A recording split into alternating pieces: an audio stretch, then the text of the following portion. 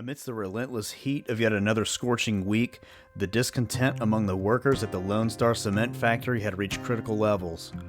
Longer days led to longer weeks, and their talk of dissatisfaction was spreading like wildfire through the small town of Pedro, Ohio. Things were hitting a breaking point, and something had to give. Ever since Lone Star had taken over the cement plant from Marquette, working conditions had eroded. The once sturdy foundations were crumbling, just like morale. Profits were up, but not everyone was happy. Something had to give. And today, it happened. The plant experienced a terrible flood, but it was the workers, the heartbeat of the factory, who were the victims.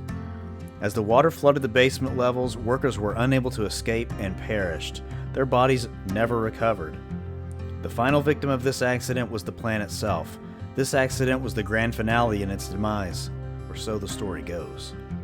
In the quiet town of Pedro, Ohio, the remnants of this factory now rest, a testament to an era long past. Among the brittle and weathered scaffolding, dilapidated structures, and the backdrop of crumbling limestone, a rich history lies buried, waiting to be unearthed. But what secrets does this forsaken site hold? Are the whispers of the plant deaths true? Could it actually be hallowed ground where the spirits of the workers still linger?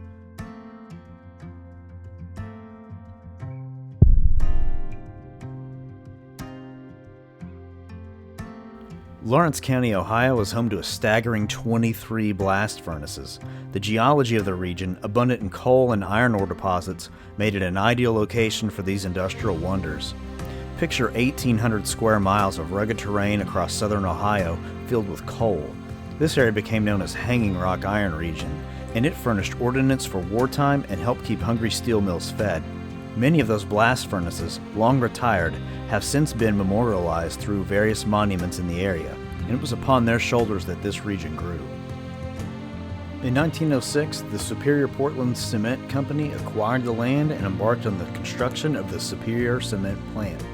The factory's emergence was nothing short of a boon for the local community.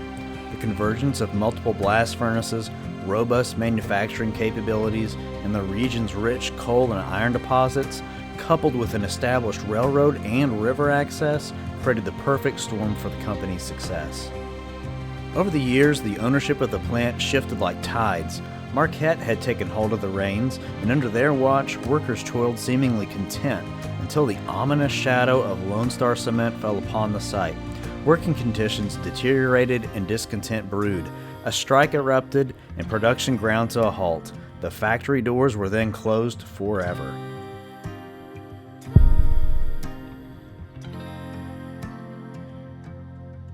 Here's the twist. Despite the eerie atmosphere that clings to the abandoned factory, I could find no documented record of deaths or catastrophic events. The lingering sense of something otherworldly may be more about the passage of time than catastrophe, more about possible mismanagement than demise. The burden of forgotten dreams has become too heavy for these structures to bear, and the toll is evident. Nature, relentless and patient, now reclaims these buildings, trees sprouting from within their very bones. Storms, like ancient gods, have battered and torn, causing sections to crumble and return to the earth. Amidst the rugged rocks and weathered limestone walls, flocks of birds, mostly pigeons, have claimed this forgotten sanctuary. They dart and weave, their wings brush against the concrete surfaces, and their chatter echoed on the wind. It wasn't all that long ago that humans worked here and climbed these spiral staircases for hundreds of feet. It was all in a day's work to them, I'm sure. As I stood amidst the weathered stones and crumbling walls, I could sense it, the weight of forgotten tales. They linger like echoes just beyond the reach, lost in the folds of time. Once, perhaps, they danced in these windswept grounds, the laughter of laborers, the clang of machinery, the hopes and sorrows of the community bound by industry. But memory fades, and the storytellers have departed. Their voices, once vivid, now dissolve into the rusted ironwork and the moss-covered bricks. Your imagination goes quickly to work here. This place, an eerie monument, stands as a sentinel of bygone days. The blast furnaces, once roaring with fire, now rest in solemn repose. As time has passed, so have any stories and history attached to this place. Their voices, once vivid, now dissolve into the rusted ironwork and the moss-covered bricks. Your imagination quickly goes to work here. Every alcove is another story. This place stands as a sentinel of bygone days. The buildings are nothing more than a husk of their former selves, left hollow and lifeless. The exterior is riddled with graffiti, and the remnants of fire pits litter the ground. The stories told here are long gone, but somehow it feels like you could reach right back into the distant past. Rumors still swirl. Don't go at night is a common suggestion.